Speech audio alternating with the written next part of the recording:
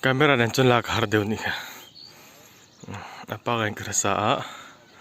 so tilai samiza son za somruk le pa ni ani za somruk pakhat point ko te welta za somruk pa ni ani so ka kan tum sin don staylokin kan calculate zoyanga yat za somruk le pa ni ani chu 53.7 MOA ni click za somnga paruk tur ni voi za kan click anga abak somnga paruk chu kan hold over ang 5.7 mil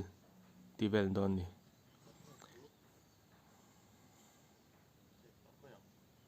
tuna kan kap chinang amaro chu chhum hi atam ang renga ki kan muang khian scope kem hi a half fi alo khop me side shot kan manga a fi alo le zol deuh leka dal thalang han reflect kwal ani wanghen ki a direct zonga han vuah pop ang chi ho po kha du thu sam lo khop maya mitlo kan hu fiat thei ang ain camera chon chhum hi ngam lo ang rang khop maya camera chu kan ti velak lo to sia kan kap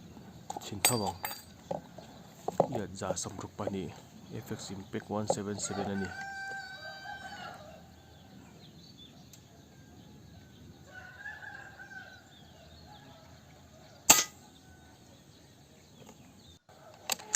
hi dinglam atanga velam pangjong hian 2 mile per hours achangin 3 ten athowa ala thamve angarang sia 17 tan chuan rin ain abeng kwal ne ra khop me masala thian kan tilui zelanga kan hold zela win hi avoi thumna jana fu tange nge ni yes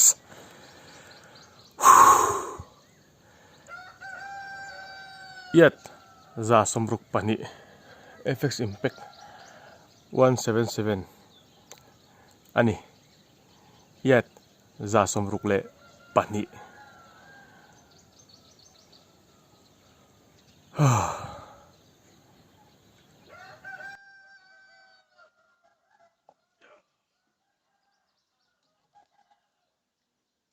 side shot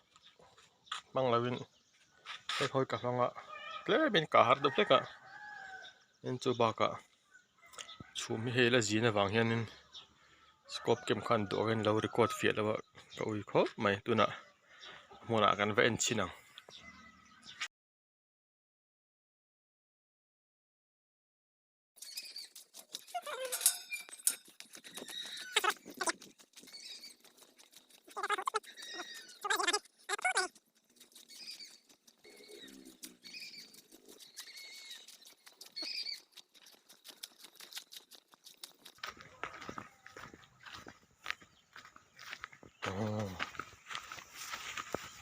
cái tin sang thế ta alo cặp sang được hình chứ mà